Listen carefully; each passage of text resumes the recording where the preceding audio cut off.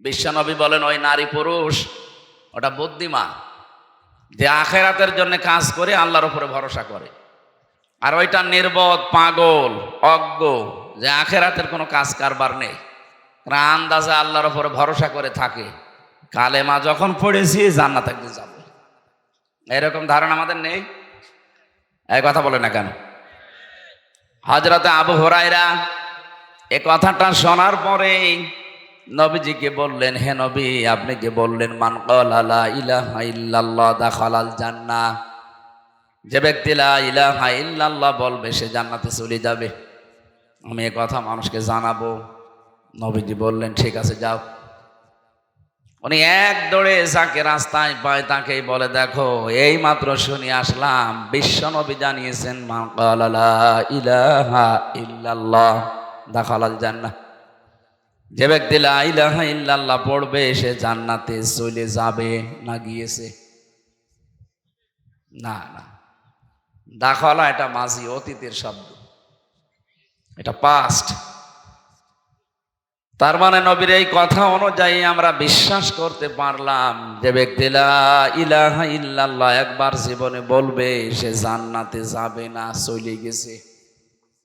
কি করেছে বলেন বলেন? এটা ক্লাস চলছে, কিন্তু আপনি জীবনে যদি স্কুল কলেজ মাদ্রাসায় নাও যেয়ে থাকেন, এটা আপনার জীবনের প্রথম মনে করেন ক্লাস চলছে। ছাত্র ওই যে 1 2 তে যারা পড়ে দেখেছেন কেরম জবাব দেয়, ওইরকম করে জবাব দেবে যদি বুঝে থাকে। না বুঝলে চুপ করে থাকবে। জান্নাতে চলে গেছে না জান্নাতে যাবে? গেছে। প্রশ্ন হচ্ছে এখনো তো আমরা মারা যাই, জান্নাতে গেলাম কি করে? নবীর এই কথাটা একটু ভুল আছে নাকি? হ্যাঁ, আল্লাহর কথায় যেমন ভুল নেই সন্দেহ নেই, নবীজির কথায়ও ভুল নেই সন্দেহ নেই। কারণ নবীজি নিজের মতো করে কথা বলতেন না, আল্লাহ বলাতেন তাই বলতেন। সুতরাং তো নিয়ে যে বললেন যে দাখালাল জান্নাহ, কালেমা পড়লে সে জান্নাতে চলে গেছে, এর অর্থটা কি? হঠাৎ পথের ভেতর হযরতে ওমরের সাথে দেখা, জিজ্ঞাসা করলেন এ কথা কে বলেছে, কোথায় পেলে? আচ্ছা নবীজি বলেছে, দিয়েছে এক চড়। যেই বলেছে নবীজি একটা আষাঢ় দিয়েছে। আপনি আমারে বলেন কেন? আমি তো শুনি আসলাম এখনো নবীজি মসজিদে নববীতে বসা আছে। গেলেন, জিজ্ঞাসা করলেন হে নবী আপনি কি এই কথা বলেছেন? বিশ্ব নবী বলেন হ্যাঁ নাম আমি বলেছি।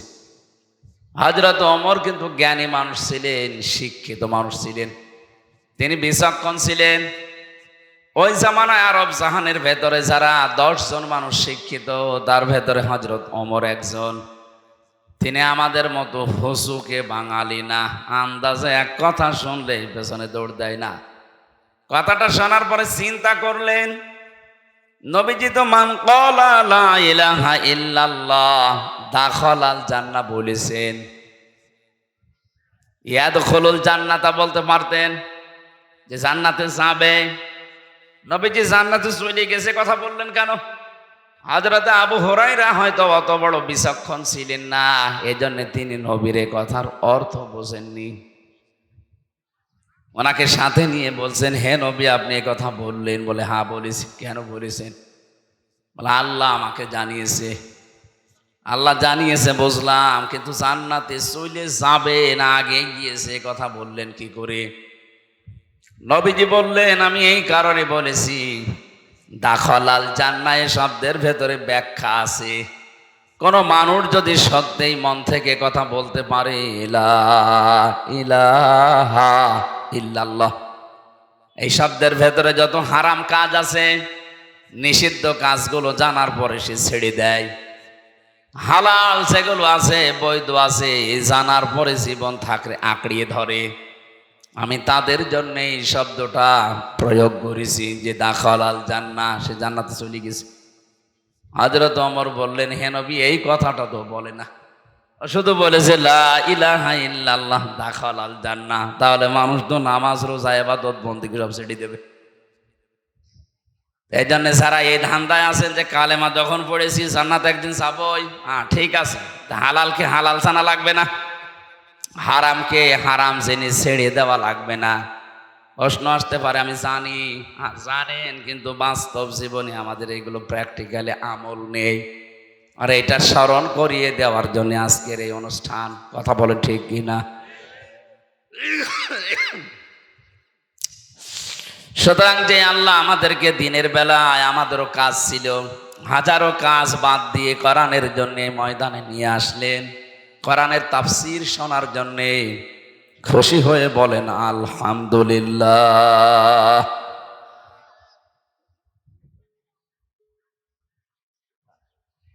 ঠিক আছে,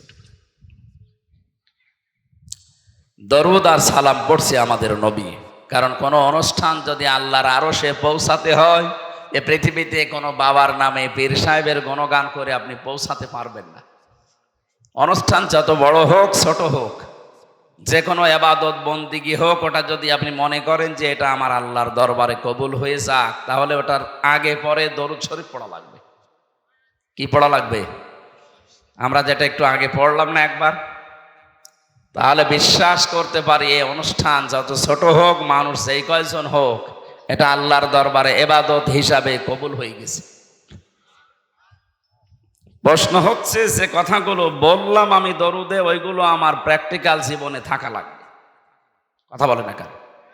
আমি বলি এক মুখ দিয়ে, অথচ আমার প্র্যাকটিক্যাল লাইফে এগুলো সেট করা নেই। আমি আন্দাজে এ মুখের চামড়ার মুখ হবে না, এর সাথে আরো দুইটা সম্পৃক্ত আছে। আপনার অন্তর দিয়ে বলা লাগবে এবং বাস্তব জীবন এটা দেখানো লাগবে। তাহলে কি বললেন আপনি একটু মিলান তো। আপনি কি মন থেকে দরুদ শরীফ পড়েছেন তো? বলেন না কেন? হাদিস হচ্ছে পৃথিবীর যে কোনো প্রান্ত থেকে যদি নবীর কোনো উম্মত একবার দরুদ শরীফ পড়ে, ফেরেশতারা ওইটা নিয়ে নবীর রওজার কাছে শোনায়। নবীজি বলেন, আমি শোনার পরে উত্তর দেই আর তার জন্য আমি মাগফিরাতের দোয়া করি। সুবহানাল্লাহি ওয়া বিহামদিহি। আমরা হাদিস সারা জীবন শুনি যে নবীজির সুপারিশ ছাড়া আমির হামজা না, ওর বাবাও জান্নাত পাবে না। পাবে? আপনি নিজের ইবাদত বন্দেগী একেবারে আকাশ পরিমাণ করলেও জান্নাত যেতে পারবেন না, বিশ্ব নবী যদি আমাদের জন্য সুপারিশ না করে। সেই হিসাবে আমার বর্ণনা যে কথাগুলো বললাম, দেখেন তো আমরা সুপারিশ পাবো কিনা। এক নম্বরে বলেছিলাম আল্লাহুম্মা, হে আল্লাহ, সল্লি আলা, তুমি রহমত নাজিল করো। এখানে সল্লুন শব্দের অর্থ চারটা। সল্লত মানে রহমত নাজিল করা, সল্লত মানে দরুদ শরীফ পড়া, সল্লত মানে নামাজ পড়া, সল্লুন মানে মাগফিরাত কামনা করা। আমার আল্লাহর কাছে চারটার যেইটা যার সাথে মিলবে তার সাথে লাগাবেন। এখন যদি সল্লুন শব্দের বাংলা অর্থ আপনি এখানে ধরেন যে মাগফিরাত কামনা করা, সৃষ্টি জগতে আমরা যারা অপরাধ করি তারা মাগফিরাত কামনা করলে মানায়। কথা বলে না কেন?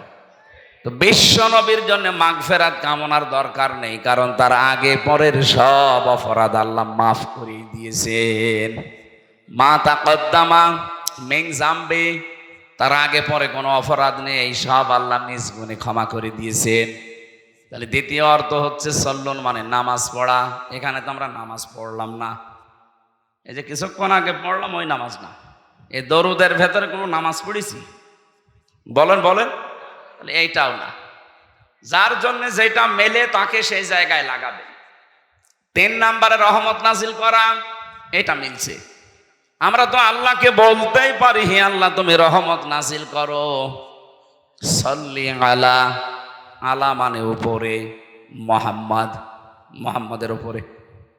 আপনি যখন মনে মনে এই কথা বলেন যে আল্লাহুম্মা সল্লি আলা, হে আল্লাহ তুমি রহমত নাজিল করো, আল্লাহ যদি বলে কার উপরে, আপনি নিজেই যেন জবাব দিচ্ছেন আলা মোহাম্মদ। কার উপরে? এক কথা বোঝা লাগবে।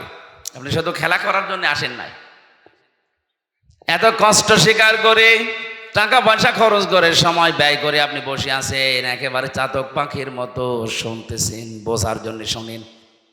আপনি কিন্তু বলেন না যে আলা মোহাম্মদ, প্রথমে বলেছিলেন আল্লাহুম্মা সাল্লি আলা, হে আল্লাহ তুমি রহমত নাজিল করো।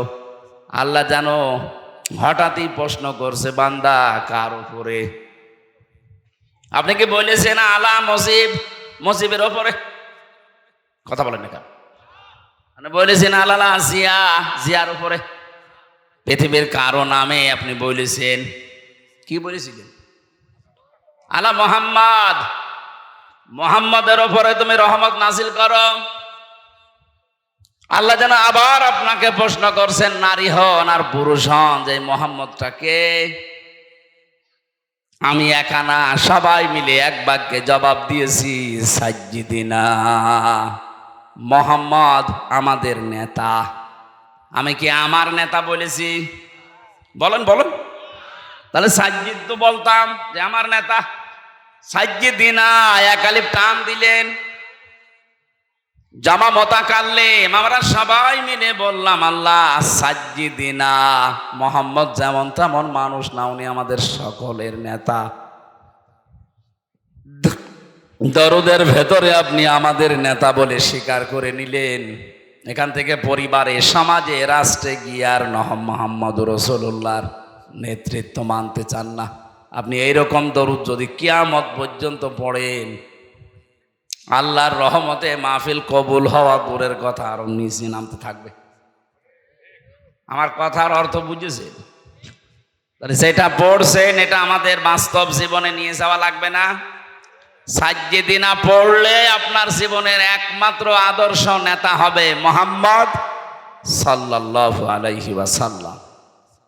আমি আশা করছি নরম ভাষায় কথা চাই বলেছি, আপনি বুঝেছেন। যদি না বোঝার ভান করে থাকেন, হামজা না হামজার বাপ আসলেও আপনি ওয়াজে কিচ্ছু হবে না। সুতরাং যারা দরুদ পড়লেন, এটা এখন থেকে সাজ্জিদিনা আমার নেতা না, আমাদের নেতা। কার নেতা? আমাদের নেতা মুহাম্মদুর রাসূলুল্লাহ। এতটুকু শেষ করেননি, আপনি আরেকটু বাড়িয়ে বলেছেন সাজ্জিদিনা মাওলানা। মাওলানা মানে আমির হামজা। কি মাওলানা? মানে অভিভাবক, পথ প্রদর্শক, গাইডলাইন দাতা, যিনি আমাদেরকে এই পৃথিবীতে জান্নাতের পথ দেখিয়েছেন, তিনি আমাদের আদর্শ অভিভাবক। এই জায়গায় শব্দগুলো বাংলাদেশ, ভারত, পাকিস্তানের মানুষেরা বেশি ভুল করে। আপনি দরুদের ভেতরে পড়ছেন মাওলানা, সে তো আমার না, আমাদের সকলের অভিভাবক, পথ প্রদর্শক, গাইডলাইন দাতা। অথচ এখান থেকে দরুদ পড়ে বাইরে গেলে নবীজির পথ মতো আর চলতে চান না। তখন নিজে একটা পথ বের করে নেন।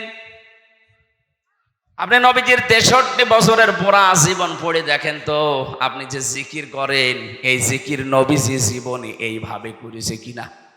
আপনি যে বললেন মাওলানা, তিনি আমার গাইডলাইন দাতা, যেভাবে গাইডলাইন দেয় আমি ওইভাবে ফলো করি। তো আপনার জিকির তো নবীজির ফলো অনুযায়ী হচ্ছে না। সুতরাং আজকে থেকে সিদ্ধান্ত নিয়ে যাবেন, আমি যাই করি না কেন, যদি আমি টয়লেটেও বসি, আমি মাওলানা এ ঘোষণা দিয়ে এসেছি বগুড়ার মাটিতে, যে আমি গাইডলাইন পাবো, নবীজি যেইভাবে টয়লেটে গিয়েছে আমি ওইভাবে যাব। এই কথা বুঝতেছেন? আমার মনে হয় ফ্যানটা একটু ঘুরিয়ে দিন, এদিকে আমার সমস্যা হচ্ছে। কেন এখান থেকে একটু টান দেওয়া যাচ্ছে না? একটু ঘুরিয়ে দিলে তো হয়। না না, ওইদিকে থাক, ওইদিকে থাক, যারা আছে তাদের লাগবে। ঠিক আছে, বসেন বসেন। আমার মনে হয় এখানে শিক্ষিত মানুষ আছে, এরা যা শুনছে যেভাবে, যদি মানতে পারে মাহফিল সাকসেস। আর যদি এখানে সব রেখে চলে যায়, তো আমার বেকার খালি ভকভক করা হবে। একটু খেয়াল করে বিবেকটা কাজে লাগাবেন আজকে। আপনি টয়লেটে গেলেন, মুহাম্মদুর রাসূলুল্লাহ যেভাবে গিয়েছে ওইভাবে ডান পা দিয়ে প্রবেশ করলেন, হবে?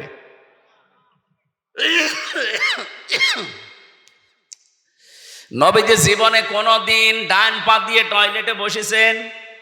বলেন বলেন। কি দিয়ে? আরো জোরে। বাম পা দেওয়ার সময় তিনি বলতেন আল্লাহুম্মা ইন্নী আউযু বিকা মিনাল খুবুসি ওয়াল খাবাইস। খুবসি না, খুবুসি, বহু বচন এটা। কারণ জিন শয়তান, জিন পরি অনেক আছে, একটা না। পৃথিবীতে সবচাইতে বেশি শয়তান আনন্দ পায় নারী এবং পুরুষের লজ্জায় স্থান দেখে। কারণ শয়তান যৌনবাদী ও যৌনতা ছড়াতে ভালোবাসে। আমরা যেহেতু সব জায়গায় পোশাক আশাক পরে থাকি, টয়লেটের সময়টা লজ্জাস্থান উলঙ্গ করা লাগে, উন্মুক্ত করা লাগে, এই জন্যেও ওখানে বসে থাকে। নবীজি শিখিয়েছেন ওখানে যাবার আগেই বলবা আল্লাহুম্মা, হে আল্লাহ, ইন্নি, অবশ্যই আমি, আউযু বিকা, তোমার কাছে আশ্রয় চাই, সাহায্য চাই, মিনাল খুবুসি ওয়াল খাবাইস, যত রকমের জিন পরি যা আছে দুষ্টু, ওরা যারা ওত পেতে আছে আমার লজ্জা স্থান দেখার জন্য আমি ওদের থেকে আশ্রয় চাই।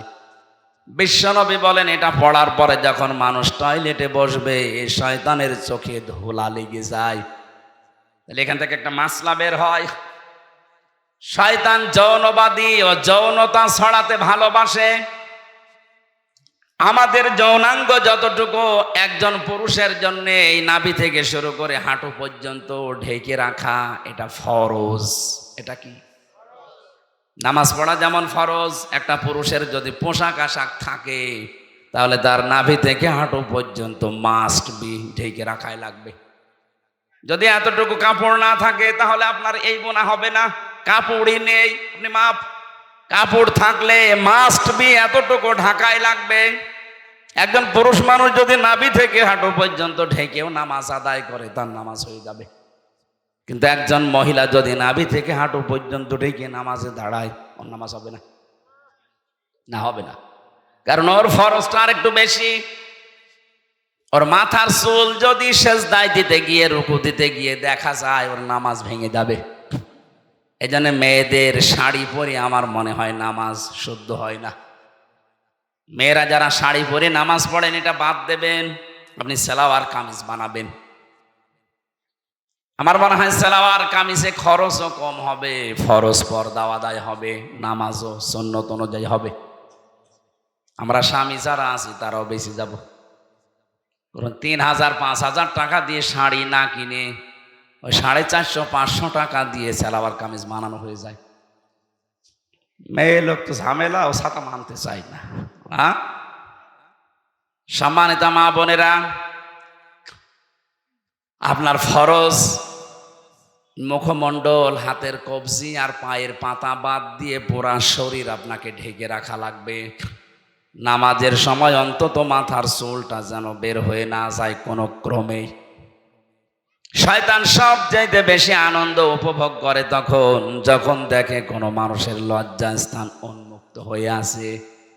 আর এইটা চালু করার জন্য 15.5 বছরে যারা দায়িত্বে ছিল, ডাইরেক্ট ইনডাইরেক্ট ওই মানুষগুলো সবচাইতে বেশি চেষ্টা চালিয়েছে। কয়েকদিন আগে একজন উপদেষ্টা হয়েছে, ও নিজের স্ত্রীকে দিয়ে সারা জীবন এই কাজ করাচ্ছে। ওর স্ত্রীর মাথায় তো বিশাল বড় একটা সালোয়ার কামিজ দেওয়া থাকে না।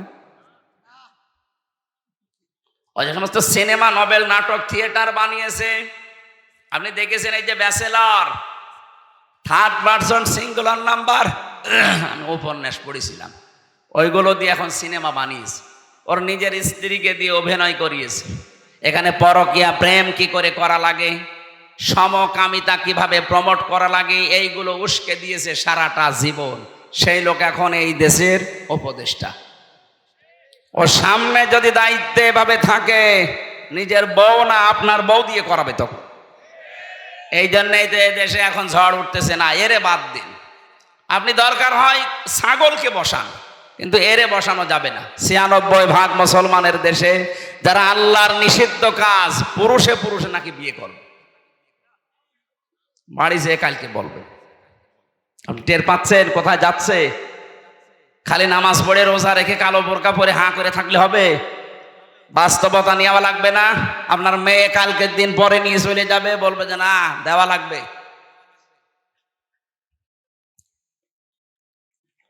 যেটা বোঝানোর জন্য বলছিলাম, বিশ্বনবী বলেন যখন আপনি দোয়া পড়ে বসলেন 8 মিনিট 10 মিনিট আপনি কাজ করলেন, বের হওয়ার সময় বলবেন গফরানাক, বাম পা দিয়ে বের হবেন। বলেন বলেন। প্রতিটি কথা থেকে শিক্ষা নেওয়া লাগবে যে আমি কি করি আর আসলে কি করা দরকার। ছোট কাজ না এটা। এইটাও নবীজি গাইডলাইন দিয়েছেন যে ডান পা দিয়ে এবার বের হবা, বাম পা দিয়ে বের হওয়া যাবে না। পৃথিবীর নিকৃষ্ট জায়গার ভেতরে যেহেতু একটা পায়খানা, কথা বলেন না কেন, যেন ওখানে যতক্ষণ থাকবেন বাম পা দিয়ে থাকবেন। বের হওয়ার সময় আপনাকে যেহেতু দুনিয়া আরেকটু ভালো জায়গায় যাচ্ছেন, ডান পা দিয়ে বের হওয়ার সময় মুখ বন্ধ করে থাকবেন না। প্রথমেই বলা লাগবে গফরানাক, হে আল্লাহ আমি মাপ চাই। কেন? কারণ এই 8-10 মিনিট আমি তোমার কাছে ক্ষমা চাইতে পারিনি, আমি একটা কাজে ছিলাম, দয়া করে আমাকে তুমি মাফ করে দাও। আলহামদুলিল্লাহিল্লাযী আযহাবা আন্নিল আযা ওয়া আফানি, প্রশংসা তো তোমার জন্যে, কারণ তুমি আমার পেট থেকে গান্ধা এবং অপবিত্র কষ্টদায়ক জিনিসগুলো বের করে দিতে। যদি তুমি না দিতে, এটা বের করার জন্য আমার আবার অপারেশন করা লাগবে। যাদের পাইলস হয়, অর্শ হয়, ফিস্টুলা হয়, আপনি দেখেছেন বাস্তবতা তার কারেক্ট বলে 10 মিনিট 8 মিনিট না, ঘন্টার পরে ঘন্টা লোকটা বসে আছে ওই রকম জায়গায়। আল্লাহ যদি সত্যি আপনাকে গান্ধা জিনিস বের করে না দিতেন, ওটা কেটে বের করে লাগার জন্য অপারেশন করা লাগবে। হাদিস পড়েছি, কোন মানুষ যদি সত্যি এই দোয়াটা পড়ার সময়, বের হওয়ার সময় আমল করতে পারে, এরকম কঠিন রোগ থেকে আল্লাহ তারে আস্তে আস্তে বাঁচিয়ে দেয়। জীবনে দোয়া অনেকে আছে পড়েই। আমার বোঝানোর বিষয় ছিল যে দোয়াটা পড়ে আসলেন, গেলেন, 8-10 মিনিট সময় কাটালেন, পড়াটা নবীজির গাইডলাইন মতো হয়েছে, এই জন্য পড়াটাই এবাদত। কথা বলেন না কেন? এটা যে এবাদত মানেন তো? আপনি মনে করছেন আমি 10 মিনিট টয়লেটে থাকলাম, এটা আবার এবাদত হয় কি করে? হ্যাঁ, কারণ এই তরিকাটা রাসূলুল্লাহর। এ তরিকা যদি আপনি আব্রাহাম লিঙ্কনের মতো করেন, আপনি যদি জো বাইডেনের মতো যান আর বের হন, ডোনাল্ড ট্রাম্পের মতো যান আর বের হন, ওইটা তখন আর ইবাদত হবে না। ওটা কিয়ামতের দিন আপনাকে আল্লাহ হাজির করবে ওই ট্রাম্পের সাথে, কারণ আপনার গাইডলাইন দাতা, আপনার আদর্শ, আপনার অভিভাবক হয়ে দাঁড়িয়েছে পথ প্রদর্শক ট্রাম্প। কথা বলেন না কেন?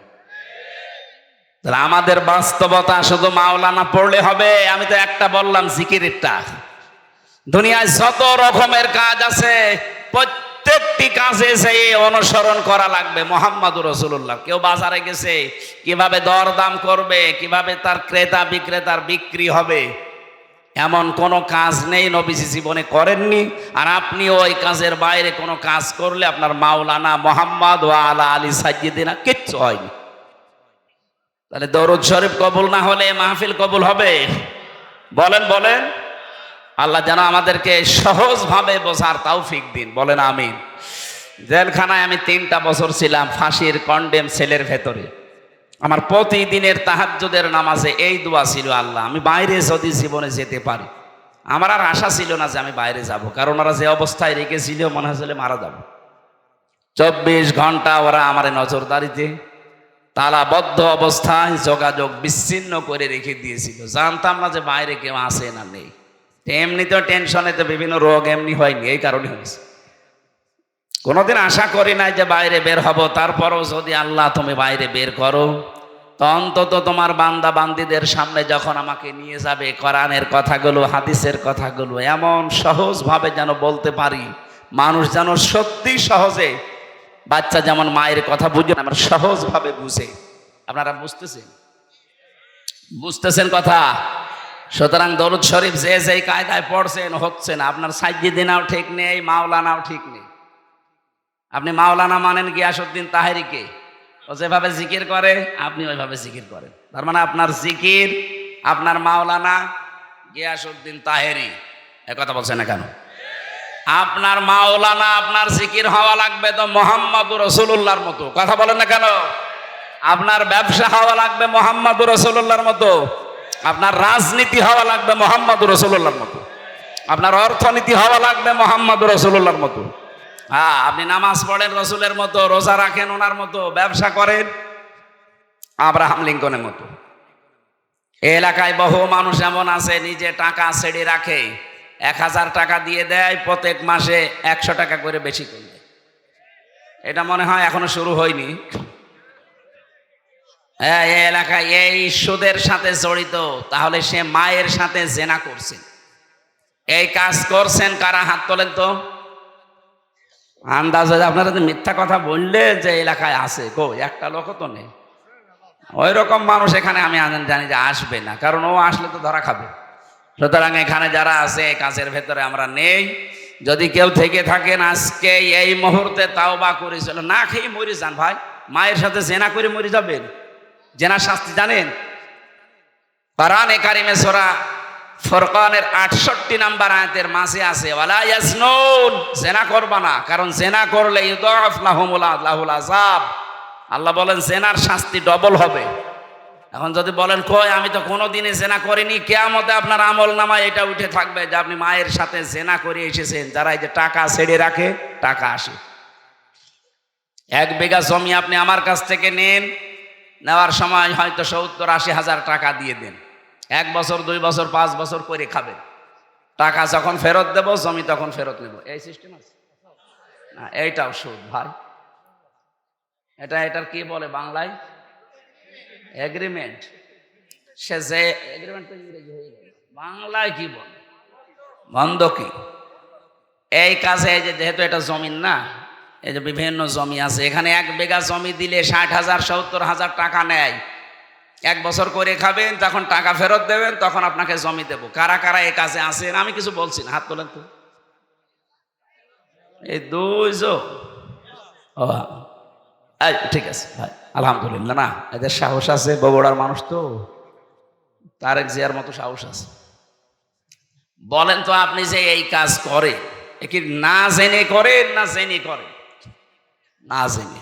তাহলে এখন যেহেতু জেনে ফেলছে, এরপরও যদি করে, আপনি এতদিন বলতে পারতেন আল্লাহকে যে আল্লাহ আমি জানতাম না, এখন কি করব? এখন যদি বলেন যে আমি জানতাম না, তাহলে মিথ্যা বলা হবে। আর অনেকে মনে করছে আল্লাহ এ তো না আসাই ভালো ছিল। হ্যাঁ, এখানে একটা কথা আছে, যে মানুষগুলো এই ধান্দায় থাকে যে আমি জানতাম না তাই মানতাম না, তার ডবল গুনাহ হবে। এই কথা বুঝতেছেন? কোন মানুষ যদি কোনো বিষয়ে জানে কিন্তু মানে না, তার গুনাহ হবে একটা। আর কোন মানুষ জানেও না মানেও না, গুনাহ হবে কয়টা? 2টা। কেন? কারণ জানাও ফরজ, মানাও ফরজ। জানার ফরজ আপনি আদায় করে ফেললেন, আপনার একটা ফরজ আদায় হয়েছে। আপনি মানেন না, ওইটার জন্য গুনাহ হবে কয়টা? বলেন না কেন? আপনি জানেনও না মানেনও না, আপনি জানেন না কেন? প্রশ্ন হচ্ছে আপনি জানেন না কেন? আমি কি জেনে এসেছি দুনিয়ায়? আমি তো আপনার মতো মায়ের পেট থেকে এসেছি। আমি যদি জানতে পারি ইসলামের নিয়ম, আপনার কি হয়েছে? আপনি এইটার জবাব দিতে পারবেন না। এই জন্য যে ব্যক্তি বলে যে জানি না তাই মানি না, আজকে তো জানলেন। আর এই কারণেই তো অনুষ্ঠানগুলো দেওয়া হয় যে আপনি কেন জানেন। তাহলে সেই 4-5 জন হাত তুললো যে ওনারা জমি বন্ধকি দেয়, এগ্রিমেন্ট করে, 60,000 70,000 টাকা নেয়, করে খায়, আবার টাকা ফেরত দিলে জমি ফেরত দেয়। এটা মায়ের সাথে জেনা করার গুনাহ হচ্ছে। এটা থেকে মুক্ত হওয়া লাগবে না? আমার মনে হয় এই মাসলা বলা ভুল হয়ে গেল নাকি? এটা মানবেন তো যদি আমি এখন পদ্ধতিটা বলি? হ্যাঁ, মানা যাবে না ইনশাল্লাহ? আরে ভাই, আপনি কার জন্য কি করে যাচ্ছেন আমার তো বুঝে আসেন। আমি আপনার সন্তান, আমার জন্যই করছি। আপনি 200 বছর পরে আসবেন, যে বাড়ি ঘর বানিয়েছেন, যে জমি জায়গা রেখে গেলেন, এই জমি জায়গা আসলে আপনার ঠ্যাং ভেঙে ফেলা হবে। হ্যাঁ, আপনি 200 বছর পরে আসেন, আমিও থাকবো না 200 বছর পরে, আপনিও থাকবেন। আমার ছেলে, আমার নাতি, নাতির নাতি থাকবে, তারা আপনাকে ঢুকতে দেবে? আমারে ঢুকতে দেবে? তাদের জন্য বিশাল সম্পদ গড়ার জন্য আপনি এই মায়ের সাথে জেনা করার গুনাহ করে যাচ্ছেন। অথচ 100 বছর পরে আসলেও আপনাকে এই জমিতেই আর থাকতে দেবে না, ঢুকতেই দেবে না, বলবে কে আপনি চিনি না। এটা একটা ধোঁকা। এই ধোঁকার জন্য আমাদের আসল বিশাল জীবন পড়ে আছে সামনে। এরকম পাগলামি যেন আমরা কেউ না করি ভাই। এই স্মরণ করানোর জন্য এই তাফসির মাহফিলে আসা লাগে। আল্লাহ আমাদেরকে স্মরণ করাচ্ছেন। এই পদ্ধতিতে যারা আছেন, বর্গা বলে কি বলে বন্ধকি যারা করছেন, এটার পদ্ধতি দুইটা আছে। এক নম্বরে, যতদিন আপনি এই জমি করে খাবেন 1 বিঘা জমি, ততদিন সরকারের যে খাজনা আছে প্রতি বছরে মনে হয় 65 বা 70 টাকা দেওয়া লাগে। এখন কত আমি জানি না, এরকমই হবে সব বেশি হলো। আমি জেলে যাওয়ার আগে হিসাব জানতাম, এখন এই 3-4 বছরে আর জানি না। না 100 টাকা হলো। প্রত্যেক বছরে বছরে খাজনা দেওয়া লাগে না? এই খাজনা যতদিন এটা আপনি দেবেন, আর যখন ওরে 1 বছর 2 বছর 5 বছর পরে টাকা ফেরত দেবেন, ওই 70,000 80,000, তখন কমপক্ষে 8-10 হাজার টাকা কম নেওয়া লাগবে। এই সিস্টেমে যদি নিতে পারেন তাহলে জায়েজ আছে, তাছাড়া হবে না। এবার বলেন, এই মাসলায় যদি কোনো কিছু জানার থাকে তাহলে আমি বলে তাফসিরে প্রবেশ করছি। বলেন, এই পদ্ধতি যদি মানতে পারেন, এই দুইটা খাজনা দিয়ে দেবেন আর টাকা নেওয়ার সময় 8-10 হাজার কম নেবেন। আর একটা নিয়ম আছে ভাই, আমি শেষে আপনার প্রশ্নের জবাব দিয়ে দিচ্ছি। আর একটা নিয়ম আছে, যখন আপনি এই বাস্তবতায় যখন আপনি বলবেন যে আমি 10,000 টাকা দিলাম, প্রত্যেক বছরে বছরে আপনি 10,000 করে টাকা দেবেন, এই জমি আপনি কাজ কারবার যতদিন যা উপায় করে নিতে পারেন নিন। 1 বিঘা জমি থেকে 10,000 15,000 টাকা কামাই করা, উপায় করা, চাষ করে হোক আর যেভাবে হোক, অত কঠিন না। সুতরাং ইনসাফ যেন দুইজনেরই থাকে, সেই হিসাবে নেওয়া জায়েজ আছে। আমার কুষ্টিয়া মেহেরপুর চুয়াডাঙ্গাতে 1 বিঘা জমিতে সর্বোচ্চ 8,000 10,000 টাকা 1 বছরে দিয়ে দেয়। এইটা জায়েজ আছে। এটার আরবি নাম বাংলা নাম কি বলে আমি জানি না, খাই খালাসি। এইটা করবেন, এইটা মানুষ করতে চায় না, বলে লস হয়ে যায়। ঠিক আছে, আপনার বিবেকে যা ধরে এখন থেকে আপনি তাই করেন, কিন্তু এই দোষ দিতে পারবেন না যে আমি জানি না তাই মানি না। আপনার ডবল গুনাহ হবে, ডবল গুনাহ করে যাবেন না। আজকে আমরা তেলাওয়াতকিতেও যে আয়াত পড়েছিলাম সূরা নিসার 36 নম্বর আয়াত, আমাদের আলোচনার বিষয় আজকে হক। স্বামী স্ত্রীর হক, মা বাবার হক, প্রতিবেশীর হক, এবং কি কাজের ছেলে মেয়ে যারা কাজ করে খায় বাড়িতে দোকানে, এই সমস্ত মানুষের হকের কথাও কোরআনের এই আয়াতের ভেতরে আছে। প্রত্যেকটি জিনিসের উপরে আপনার হক আছে, আর কিয়ামতে এই হকগুলো সম্পর্কে আল্লাহ আপনাকে স্ব আকারে প্রশ্ন করবে। আল্লাহ আমাদের যেন প্রশ্ন করে আটকাতে না পারেন, সেই জন্য এটা তেলাওয়াত করলাম। আমি সহ প্রত্যেকে এবার প্রবেশ করছি। আল্লাহ রাব্বুল আলামিন বলেন, ওয়া'বুদুল্লাহা ওয়ালা তুশরিকু বিহি শাইআ। হে পৃথিবীর মানুষেরা, তোমরা আল্লাহর ইবাদত করো, আমি আল্লাহর সাথে কাউকে শরীক করবা না। প্রশ্ন আসতে পারে, ইবাদত তো করি, কি করেন আপনি? 5 ওয়াক্ত নামাজ হয়তো পড়েন, রোজা রাখেন, আর মেয়েরা যারা আছে খুব বেশি হলো কালো বোরকা পরে একটু ঘোরে, এই শেষ। ইবাদত এতটুকু শব্দ না, এটা ব্যাপক অর্থবোধক একটা শব্দ। কোন মানুষ যদি মানুষের সাথে কথা বলে, এইটাও ইবাদত। আকুলু লিন্নাসি হুসনা। কেউ যদি মানুষের সাথে একটা ভালো কথা হাসি মুখে বলে, নবীজি বলেন এইটার দ্বারা তার একটা সাদগা দেওয়ার সওয়াব হয়। কত মানুষ আছে কথা বলতে চায় না, গোমরা মুখ, চুপ করে থাকে, কথাবার্তারা এমনকি দুনিয়ার কোন স্বার্থের কারণে কথা বন্ধ পর্যন্ত করে দেয়। মুরগিতে ধান খেয়েছে, এতটুকু একটা অপরাধ, এই নিয়েও মাসের পরে মাস ঝগড়া, কথা বলে না, এমন মানুষ নেই দুনিয়ায়। আপনি যদি মারা যান, এই অবস্থায় 3 দিন পার হয়ে যায়, দুনিয়ার কোন স্বার্থ নিয়ে কারোর সাথে গন্ডগোল, মারামারি, ঝগড়া ঝাঁটি, মরে গেলেন 3 দিন পর, আপনি বেঈমান হয়ে মরবেন, ঈমান নসিব হবে না। আমি তো জানি 3 দিন না, 3 বছর না, 30 বছর কথা বলে না ঠুনকো একটা বিষয় নিয়ে, এই কথা বলছে না কেন? আর এগুলোর সব চাইতে পেছনে কলকাঠি নাড়াচ্ছে শয়তান, আর শয়তান মেয়েদেরকে দিয়ে এটা খেলায়, কারণ মেয়েরা শয়তানের জাল। ওরা যখন বেপরদায় চলে, শয়তান বলে ওদেরকে আমি জাল হিসাবে ব্যবহার করি। আর দেখবেন এই সমস্ত মহিলারা এগুলো তাল পাল লাগায়। যে এলাকাতে দেখবেন এই যে তালাতালি করা, এর কথা ওর কাছে লাগানো, মানুষের সম্পর্ক নষ্ট করে দেওয়া একটা গুনার কাজ। এটা যখন বেশি চালু হয়ে যায় কোনো এলাকার ভেতরে, ওই এলাকার মানুষ ভালো হয়ে গেলেও তাদের দোয়া কবুল বন্ধ হয়ে যায়। মুসা আলাইহিস সালামের জামানায় একবার বৃষ্টি বন্ধ হয়ে গিয়েছিল বহুদিন। তিনি তার উম্মতদেরকে নিয়ে এরকম একটা ময়দানে দোয়া করলেন, 2 রাকাত নামাজ আদায় করে, রব্বুল আলামিন বৃষ্টি বন্ধ হয়ে গেছে। এগুলো নয় আমার উম্মত, আমার তো কষ্ট লাগে, কিন্তু এদের তো আমি বানাইনি, তুমি বানিয়েছো, তুমি তো মালিক, তোমার কষ্ট লাগে না, বৃষ্টি দাও।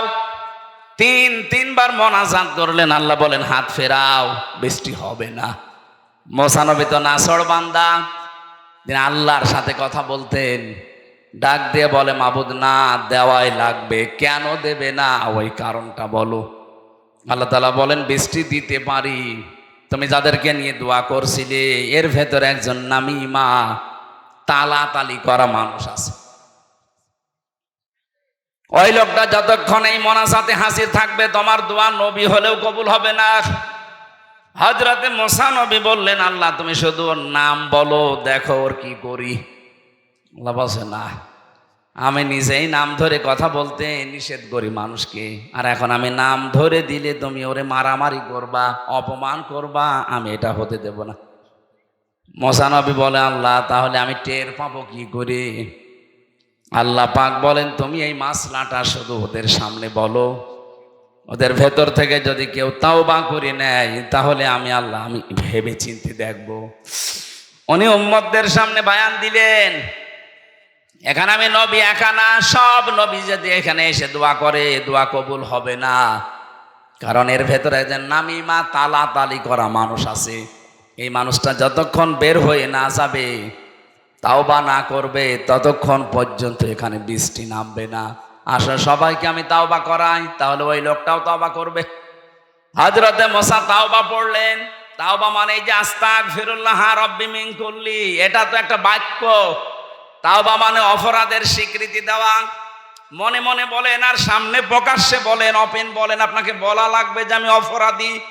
এই যে অপরাধ বোধ, এইটা আমাদের ভেতর থেকে আজ উঠে গেছে। অন্যায় করার পরেও অনেক মানুষ বুক ফুলিয়ে টান করে বলে কি করেছি, কি করেছি মানে আপনি কি করেছেন? আপনার বিবেককে প্রশ্ন করেন তো। 15.5 বছরে যারা দায়িত্বে ছিল তাদের বিবেককে যদি একটু প্রশ্ন করে যে কি করেছি আমি, কত মানুষ আমার কারণে মিথ্যা মামলায় জেল খাটতেছে, মিথ্যা সাক্ষী দিয়ে তারে আমি ঘরে থাকতে দেই নাই, তার ব্যবসা বাণিজ্য বন্ধ করে দিয়েছি। না বগুড়া এগুলো ছিল না? সিলেটে এই জেলা আরো বেশি থাকার কথা।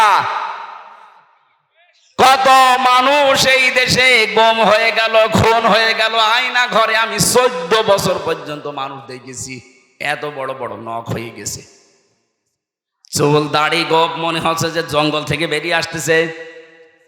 এত বড় বড় নখ দিয়ে এই দেওয়ালের সাথে খুশিয়ে খুশিয়ে লিখে রাখতো মোবাইল নাম্বার দিয়ে যে ভাই আমি আজ 14 বছর হয়ে গেল, যদি এই নাম্বারটা বাইরে কেউ দিতে পারেন বলবেন যে আমি বেশি আছি।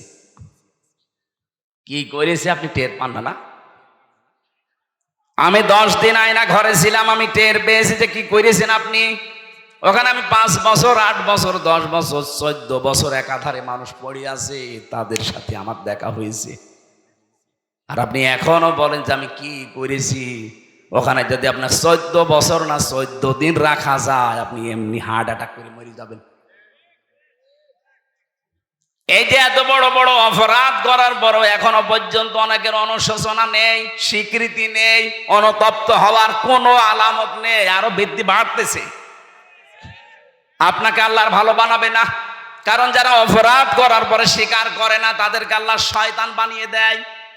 হযরতে আদম ভুল করেছিলেন, স্বীকার করেছিলেন, আর শয়তান ভুল করার পরে স্বীকার তো করে নাই, আর আর্গুমেন্ট পেশ করেছে, বলা আনা খয়রুম মিনহু, আমি ওর চাইতে ভালো। কি করেছি আমি জোরে সেজদা দেব? এই যে এই কি করেছি এই কথা বলে শয়তান কে? যারা পালিয়েছে দেখেন তো, তারা এখনো পর্যন্ত মুখ জোর থামে না। এই কথা বলেন না কেন? এই জন্য অপরাধ করার পরে যারা স্বীকার করতে চায় না, সে যেই হোক, পরে আল্লাহ হেদায়েত থেকে বঞ্চিত করে দেয়। আর আমার তো মনে হচ্ছে 15.5 বছর যারা অত্যাচার, জুলুম, নির্যাতন, গুম, খুন আর মিথ্যা মামলা, মিথ্যা সাক্ষী, আর চাঁদাবাজি, বিশেষ করে আয়না ঘরের সাথে যারা জড়িত, এদের কপালে মনে হয় আল্লাহর হেদায়েত দেবে না। এত কিছু করা হচ্ছে, এত কিছু বলা হচ্ছে, সতর্কবাণী না, এদের কোনো পরিবর্তন নেই, এখনো পর্যন্ত মুখ জোর করে যাচ্ছে। তা আল্লাহ আপনাকে যে পথ দেখাবে, কিছু থাকা লাগবে না? কি দেখে দেবে আপনাকে পথ? সব তো ফেরাউনের মতো কালো বানিয়ে ফেলেছে। এক কথা বলছেন এখন। মানুষের সাথে যদি হাসি মুখে কথা বলা ইবাদত হয়, আর আপনি যে দায়িত্ব পালন করতো, আমার এই আয়না ঘরে আমি দেখেছি এই মানুষগুলো বাইরে এসে এরা সংসার করতো কি করে। ওরা তো মানুষই আমার মতো। 24 ঘন্টা একটা মানুষকে যে পায়ের ভেতরে হাত দিয়ে, সামনে রডের ব্যারিকেড দেওয়া, হাত দিয়ে ওরা টাইট করে বেঁধে দিত হ্যান্ডকাপ দিয়ে। আপনি বলেন তো 2-5 মিনিট 10 মিনিট পরে খুলে দিলে হয়? বছরের পর বছর এইভাবে আটকিয়ে রাখে একটা মানুষ। আপনি মানুষ, আর আপনি বলেন আমি কি করেছি? শয়তান পর্যন্ত ওই দৃশ্য দেখে আমার মনে হয় কাঁদবে, কিন্তু এই জালেমদের চোখে কাঁদা তো দূরের কথা, আরো উল্টা পাল্টা কথা, আরো হাসি তামাশা করতো। এই মানুষগুলো বাইরে এসে এরা এদের স্ত্রীদের কাছে থাকতো কি করে, এরা সংসার করতো কি করে? আমরা নাই ভেতরে মাটির নিচে থেকে, আপনাদের সাথে তো তারা বেড়াতো। এই মানুষগুলো তো যে কোনো মানুষের এলাকার মানুষ। এরা এই বাংলাদেশের 64 জেলার এই দায়িত্বে প্রাপ্ত মানুষগুলো, এরা এই বিভিন্ন জেলার মানুষ না? এরা ছুটি নিয়ে অন্তত মাসে 2-5 দিন বাড়ি আসতো না? তো কিভাবে থাকতো আপনার সাথে? আমার তো বিশ্বাস হয় না, হয় গমের বড়ি খাইতো, নাই লাল পানি খাইতো, তাছাড়া ওর ঘুম আসা সম্ভব না। এই জন্য তাওবা মুসা নবী যখন করেছিলেন, তখন প্রথমে সবাই অনুতপ্ত হয়েছে, অনুশোচনা হয়েছে, ঘোষণা দিয়েছে যে হ্যাঁ আমরা অপরাধী। 2 নম্বরে, জীবনের মতো এই কাজ আর কোনো দিন করব না বলে সিদ্ধান্ত নিয়ে অটল থেকেছে। এগুলো নেওয়ার পরে আল্লাহ পাক বলেন এবার দোয়া করো। দোয়া করতে দেরি, বৃষ্টি নাজিল হতে দেরি হয়নি। কি বুঝলেন মুসা নবীর এই হাদিস থেকে? এখানে আমির হামজা না কাবা শরীফের ইমামও যদি এসে দোয়া করে, আর ওই যে তালি করা লোক যদি নারী পুরুষের ভেতরে কেউ থাকে, আজকের এই মাহফিলে এই দোয়া কবুল হবে না, মাঠে মারা যাবে। সুতরাং এরকম তালি করার অভ্যাস যাদের আছে, এর কথা ওর কাছে লাগায়, ওর কাছে ওর কথা লাগায়, সম্পর্ক নষ্ট করে দেয়। আপনি আগের থেকে বাড়ি চলে যান। ওই যে একজন চলে যাচ্ছে, যান যান যান যান, তাড়াতাড়ি চলে যান। আপনি থাকলে আমাদের মাহফিল আর হবে না, যান। চলে যাচ্ছে যারা, চলে যাক। এরা চলে গেলে আমরা তারপর মাহফিল শেষ করব। তালি করা মানুষ নিয়ে আমরা মোনাজাত করতে রাজি না, কারণ মাহফিলই কবুল হবে না। জীবনের মতো অপরাধ থেকে বাঁচা যাবে না যে যাক জীবন চলে যাক, আমি তালি করব না। কার জন্য তালি করে সম্পর্ক নষ্ট করে না? এই অভ্যাস বেশি মেয়েদের ভেতরে। কথা বলুন না কেন? সম্মানিত মা বোনের, আপনার নামাজ রোজা, এই কালো বোরকা সব কিন্তু একেবারে মাঠে মারা যাবে, কিচ্ছু কবুল হবে না। মুসা নবীর মতো এত বড় পাওয়ারফুল নবী হাত তুলে বসে আছে, আল্লাহ হাত ফেরত দিচ্ছে, আর আপনি কোথাকার কি? এই জন্য এবাদত এইটাও, কথা বলাও এবাদত। কারোর সাথে যদি রাগ করে থাকেন, ওটা আল্লাহর জন্য রাগ করা লাগবে। ও আল্লাহর বিধান মানতে চায় না, ওকে বোঝানোর পরে এই কারণে ওর সাথে আমার সম্পর্ক ভালো না, এটা কার জন্যে? বলেন বলেন। কারোর সাথে যদি ভালোবাসা দোস্তি তৈরি হয়, এটাও তৈরি হওয়া লাগবে আল্লাহর জন্য। কাউকে কিছু দিলে, দান করলে, ওটা আল্লাহর জন্য। কাউকে কিছু দেই না, দান করি না, ওটা আল্লাহর জন্য। নবীজি বলেন ফাকাদ ইস্তাকমালাল ঈমান, ওর ঈমানকে যেন পরিপূর্ণ করে নিল। এক একটা আয়াতে লক্ষ লক্ষ কথা এভাবে তাফসীর আকারে করা আছে। এ তো 1-1.5 ঘন্টা 2 ঘন্টার ব্যাপার না, এগুলো আমি বই লিখেছিলাম। আপনি পৃথিবীর সৃষ্টি থেকে শুরু করে কিভাবে আল্লাহ সব বানিয়েছেন, তৈরি করেছেন, এগুলো সিস্টেম কি, কিভাবে আমাদের ইবাদত করা লাগবে, এগুলো জেলখানায় তো 3টা বছর এক ঘরের ভেতরে, একটা কবরের মতো, এদিকে 3.5 হাত, এদিকে 1.5 হাত, এতটুকু একটা জায়গায় পড়েছিলাম 3টা বছর। ওই কারারক্ষীদের কাছ থেকে খাতা নিয়ে কলম নিয়ে লিখতে লিখতে আমি বই লিখেছিলাম প্রায় 8টার মতো। ওই যে বাসতলায় মনে হচ্ছে আমার গাড়িটা আছে, ওখান থেকে আপনার মেয়ের জন্যে, বোর জন্যে, মায়ের জন্যে, ফুফুর জন্যে বই নিয়ে যাবেন, নিয়ে পড়াবেন। বই মানুষকে কোনোদিন ঠকায়নি, ঠকাবেও না। যতটুকু হোক ওখান থেকে একটা জ্ঞান পাবেন, একটা সাদগায়ে জারিয়া সওয়াব হতেই থাকবে মরণ পর্যন্ত। আমরা মাগরিবের আজান আর 4-5 মিনিট আছে, এরপরে মোনাজাতের মাধ্যমে শেষ করে বইটা নিয়ে যাবেন, কাজে লাগবে আশা ব্যক্ত করে শেষ করছি। আল্লাহুম্মা আমিন। লা হাওলা ওয়ালা কুওয়াতা ইল্লা বিল্লাহিল আলিয়্যিল আযীম। আল্লাহ তাআলা বগুড়ার এই মানুষগুলো দিনের বেলা সব কাজ বাদ দিয়ে যারা বসে আছে, রব্বুল আলামিন এদেরকে খালি হাতে না ফেরত দিয়ে এদের হাতগুলো পরিপূর্ণ করে দাও। এদের জীবনের অপরাধগুলো তুমি মাফ করে দাও। এদের জীবনের ভালো কাজগুলো তুমি মঞ্জুর করে নাও। এরা যে ধৈর্যের পরিচয় আজকে তোমার জন্য দিয়েছে, এত কষ্ট করে সেই সকাল 10টা থেকে বসে আছে, অনেকে দুপুরের খাবার পর্যন্ত খেতে পারেনি। আল্লাহ এই মানুষগুলোকে ওসমানের মতো বানিয়ে দাও। সম্মানিত সভাপতি, তোমার বান্দা ইখলাস, তাকে ইখলাস দিয়ে পরিপূর্ণ করে দাও। যিনি আসার কথা ছিল মালয়েশিয়া আছে, আসতে পারে নাই, তাকেও তুমি মঞ্জুর করো আল্লাহ। এ মাহফিলে যত আলোচক কথা বলেছে এদের কবুল করো। যাদের মাধ্যমে এলাকায় আসি, বিশেষ করে আমার আল ইমরান ভাই, এলাকার সন্তান, আল্লাহ তুমি তাকে যে দায়িত্ব দিয়েছিলে সততার সাথে পালন করার তৌফিক দিয়েছো। সামনে মেহেরবানি করে তার জীবনটা উজ্জ্বল